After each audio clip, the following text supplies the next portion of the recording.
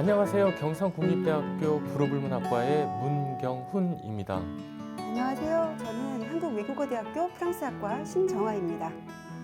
네, 주제불문은 한국불어불문학회에서 기획한 온라인 유튜브 콘텐츠입니다.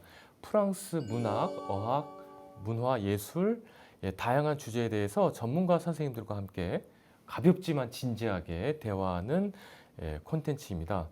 오늘은 프랑스 17세기 고전 비극에 대해서 한국외국어대학교 신정아 교수님을 모시고 얘기를 나눠보도록 하겠습니다.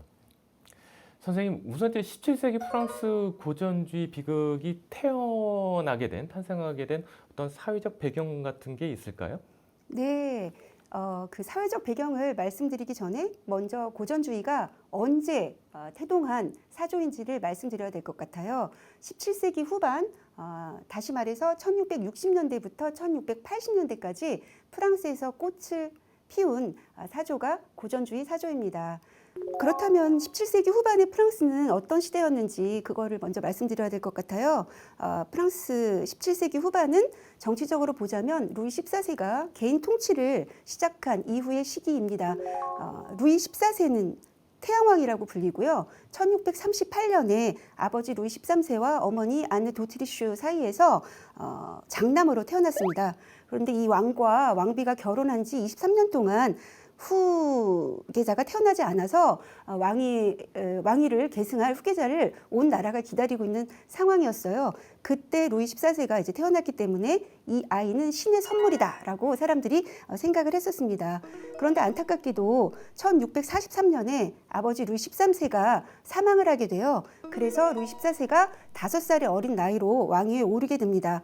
엄마인 안 도트리슈와 이탈리아 출신의 추기경 마자랭이 같이 섭정을 하게 됩니다. 그러니까 어떤 의미에서는 왕이었지만 왕이 아니었던, 좀 허수아비에 불과했던 그런 시절을 보내게 됐던 거죠. 그러다가 1661년에 이제 마자랭이 사망을 하게 됩니다.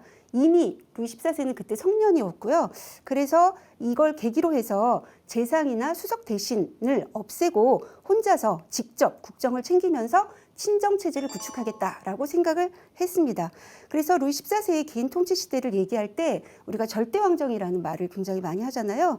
그래서 루이 14세가 했다는 말, 짐이 곧 국가다, 이 말이 인구에 굉장히 많이 회자되고 있습니다. 사실 이 말을 루이 14세가 진짜 했는지 안 했는지는 알 수가 없습니다. 그거에 대한 기록은 없지만 왕권이 신으로부터 왔다라고 하는 왕권 신수설에 기반해서 국왕이 어떤 권위에도 복종하지 않고 아무런 제약도 없이 자기 뜻대로 나라를 다스릴 수 있는 절대 왕정 체제를 이것보다 더 잘 표현하는 것은 없을 것 같아요. 왕이 되게 춤추는 걸 좋아했다는 얘기가 있었는데 맞나요? 네, 맞습니다. 말씀하신 대로 춤추는 것을 굉장히 좋아했습니다. 그래서 루이 14세가 이렇게 발레하는 모습을 우리가 볼 수 있는 영화가 한 편 있는데 제라르 꼬르비오 감독이 2000년에 감독했던 영화 왕의 춤, 르 호아 당스라고 하는 이 영화입니다. 이 안에서 보면 왕은 춤을 출 때 항상 아폴론이나 아니면 제우스 신처럼 우주의 지배자 역할을 맡고 있지요. 그래서 이렇게 무대 위에서 우주의 지배자 역할을 하면서 그 앞에 있는 신료들이라든지 아니면 귀족들한테 내가 지금 여기에서 아폴론과 제우스의 모습으로 춤을 추고 있지만 실제 이 나라를 다스리는 태양신 아폴론, 제우스는 바로 나다 하는 것을 보여줬던 것이죠. 그리고 또 하나가 이제 루이 14세의 어떻게 보면 절대 왕권을 보여주는 사례가 있는데요. 여러분들이 굉장히 잘 아시는 베르사유 궁전이 그렇습니다. 베르사유 궁전은 굉장히 호화로운 건물이 있고요. 또 정원은 엄청나게 큰 규모로 만들어져 있습니다. 그런데 이 베르사유 궁전은 사실 단순히 왕이 거주하는 사치스러운 궁전이라는 것을 넘어서서 절대 왕권을 지닌 루이 14세의 어떤 권력을 그리고 영광을 만천하에 시각적으로 보여주는 그런 장소라고 할 수 있을 것 같아요. 그래서 사실 강력하고 통합된 국가라는 이념과 이를 대변하는 왕권은 질서와 안정과 조화라는 어떤 가치 하에서 이루어질 수 있는 거고 이것들을 바탕으로 해서 사치스럽고 화려하지만 굉장히 힘이 있는 그런 왕을 이제 보여주는 어떤 장소로서 베르사유 궁전은 단순한 건축물이 아니라 어떻게 보면 절대 왕정의 심장 과도 같은 상징 같은 네, 거죠. 상징 같은 그런 예. 곳이라고 할 수 있겠습니다. 어쨌든 고전주의 시대가 루이 14세가 개인 통치를 시작한 17세기 후반인 것은 사실이지만 어느 날 하늘에서 뚝 떨어진 건 아니잖아요. 그래서 16세기 후반부터 시작해서 17세기 초반 이미 프랑스에 어떻게 보면 고전주의를 꽃피우게 할 그런 작업들이 행해지고 있었다라는 말씀을 드릴 수 있을 것 같아요. 16세기 르네상스를 거치면서 이탈리아에서 이제 아리스토텔레스의 시학을 비롯해서 고대 그리스 로마의 여러 가지 이론서들이 발견이 되고 이것들이 이탈리아 사람들의 손을 거쳐서 프랑스로 들어오게 됩니다. 그래서 17세기 초반에 프랑스에서 많은 이론가들이 이것을 바탕으로 해서 보다 엄격하게 어떻게 보면 프랑스화된 아리스토텔리즘이라고 할까요? 그런 이론서들을 이제 많이 만들어내게 됐고요. 그 안에서 작가들은 또 예술가들은 이제 이런 원칙을 생각하지 않고 규칙을 생각하지 않고서는 작품 활동을 할 수 없는 그런 상황이 되었던 것이죠. 그렇죠. 이게 사실 규칙이란 게 어떻게 보면 좋아 보이지만 예술가한테는 구속이고 제약일 수가 있죠. 예, 그래서 그거에 딱딱 맞춰서 쓰는 게 쉬운 일은 아닌데 그 맞춰서 잘 쓰는 작가들이 있어요. 네. 네, 그렇습니다. 그래서 17세기 후반에 이 고전주의 작가들이 그 규칙에 잘 맞춰서 어떻게 보면 글을 쓴 작가들이라고 할 수 있겠고요. 그리고 이런 이제 이론화가 시작이 되면서 권위 있는 이론가들이 굉장히 많이 등장을 하게 됐고 그 한편에 어떤 역할을 한 데가 있었냐면 아카데미 프랑세즈가 이제 굉장히 큰 역할을 했었죠.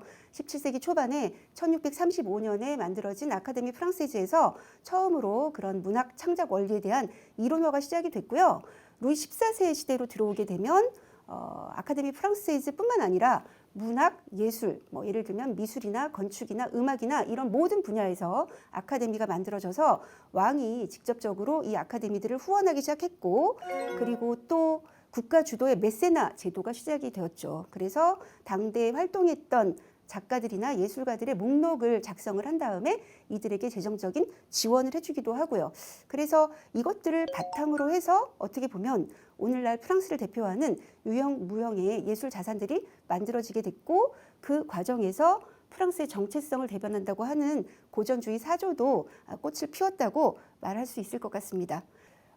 고전주의의 어떤 특징을 이제 말씀드리기 전에 사실 고전주의라는 것은 후대 사람들이 붙여준 이름이다라는 것을 먼저 말씀드려야 될 것 같습니다. 그래서 우리가 고전주의 시대라고 부르는 이 17세기에는 그 작가들이 스스로를 고전주의자라고 부른 적이 없었죠. 그래서 그 이전 시대인 바로크 시대 그리고 그 이후 시대인 낭만주의 시대하고 차별화되는 어떤 문학적인 경향들을 후세 사람들이 고전주의라고 이름을 붙여서 이제 발전을 하게 됐고요. 프랑스에서 시작돼서 유럽 전역으로 확대되었습니다.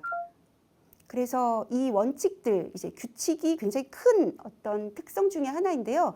그거보다 전에 사실은 고대를 모방하고 숭상하는 것이 고전주의의 특징이다. 이 모방이라는 것은 그런데 여기서 굉장히 예속적이고 이렇게 뭐라고 해야 되나요? 그냥 부정적인? 네? 부정적인 건 네, 아니에요. 부정적인 모방은 아닌 것 같아요. 창조적인 모방이라고 하죠. 네, 창조적인 모방이라고 얘기할 수 있을 것 같습니다. 그래서 있는 것을 그대로 모방한다기보다는 이들이 생각했던 모방이라는 것은 어떤 본질을 모방하는 거기 때문에 그렇고요. 고대를 모방하면서 고대를 본받는다라는 것도 사실은 고대의 그리스, 로마에서 이루어졌던 문학 예술들이 어떻게 보면 굉장히 높은 경지에 달했기 때문에 그 사람들, 그 작품들을 본보기로 삼아서 우리도 그런 작품들을 만들어 보겠다라는 생각을 했던 것 같습니다. 그리고 이어서 생각해 볼 수 있는 게 이성 숭배와 보편성 추구인데요. 먼저 보편성 추구라는 것은 다른 게 아니라 예를 들면 인간에 대해서 우리가 얘기를 해본다라고 하면 인간은 어떤 존재인가? 보편적으로 인간은 어떤 식으로 생각하고 어떤 식의 감정을 가질까 이런 문제에 대해서 관심이 있었던 것이 어느 시대에 어떤 장소에 특정한 개별적인 인간에 대한 관심은 사실은 별로 없었다고 생각이 되고요.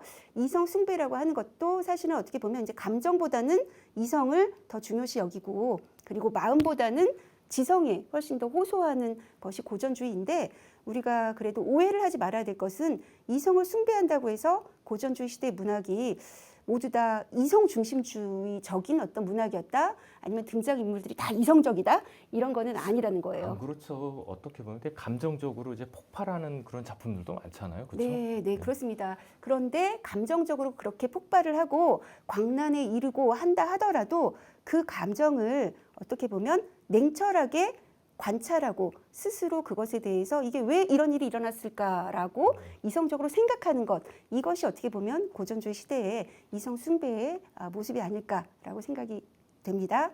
그리고 다음으로 도덕적 교화주의라고 사람들이 이제 흔히 많이 얘기를 해요. 혹시 하실 말씀 있으세요? 카톨릭 전통이 깊은 나라잖아요, 프랑스. 이제 아마 17세기에 수많은 아까도 얘기했지만 이제 추기경들이 정치를 하고 이들의 어떤 종교적 이념이 국가 지배 원리와 밀접하게 연관돼 있어서 저런 게 아마 카톨릭 세력이 그 예술 창작에도 큰 영향을 부정적인 끼치지 않았나 그런 생각은 들어요. 네. 네, 맞습니다. 선생님이 말씀하신 대로요. 이 사회는 카톨릭 교회가 굉장히 많은 영향력을 행사하고 있었던 시기고요. 카톨릭 교회에서는 일반적으로 연극, 고전주의 시대의 이제 대표적인 장르라고 할 수 있는 연극을 단죄를 했습니다. 그런 상황이기도 하고 문학이 아직까지 어떤 높은 위상을 차지하고 있지 못했던 시대이기 때문에 이 문학적인 위상을 높이기 위해서는 적어도 문학이 왜 필요하다, 사회적인 효용이 무엇일까라는 생각을 사람들이 했었어야 됐고, 그 카톨릭 교회에 어떻게 보면은 비판이라든지 아니면 이렇게 굉장히 열심히 주목하고 있을 거 아니에요. 그것에 대해서 우리는 그렇게 안 좋은 영향을 미치지 않는다라는 것 때문에 어떻게 보면 도덕적으로 교훈을 주는 것을 한다, 즐겁게 하기만 하는 것은 아니다라고 일종의 외교술처럼 그런 얘기를 했을 거라고 생각이 됩니다. 아주 고대 그리스에는 플라톤도 연극을 썩 비극을 좋아하진 않았어요. 네, 맞습니다. 맞습니다. 네. 그때부터 이어져 내려온 어떻게 보면 전통, 하나의 전통, 전통이라고 얘기할 수 있을 것 같고요. 그리고 이제 마지막으로 말씀드릴 것이 아까 선생님께서 질문하셨던 규칙들의 어떤 존재, 그리고 또 거기에서 같이 연결해서 형식미를 추구했다라는 사실을 고전주의 특징으로 얘기할 수 있을 것 같아요.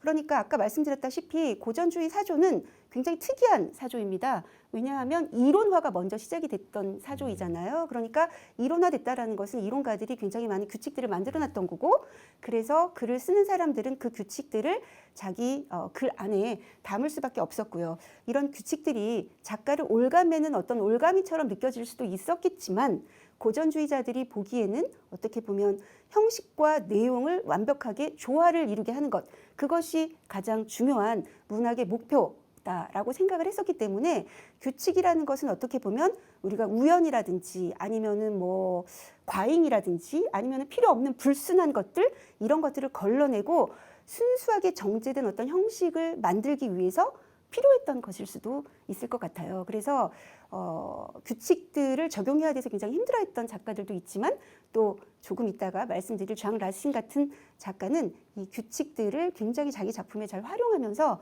멋진 고전주의 작품을 만들어냈습니다. 그렇죠. 우리나라에도 시조 같은 게 아주 엄격한 규칙이 있는데 그걸 맞춰서 쓰는 걸 또 즐거워하시는 분들도 계세요. 네.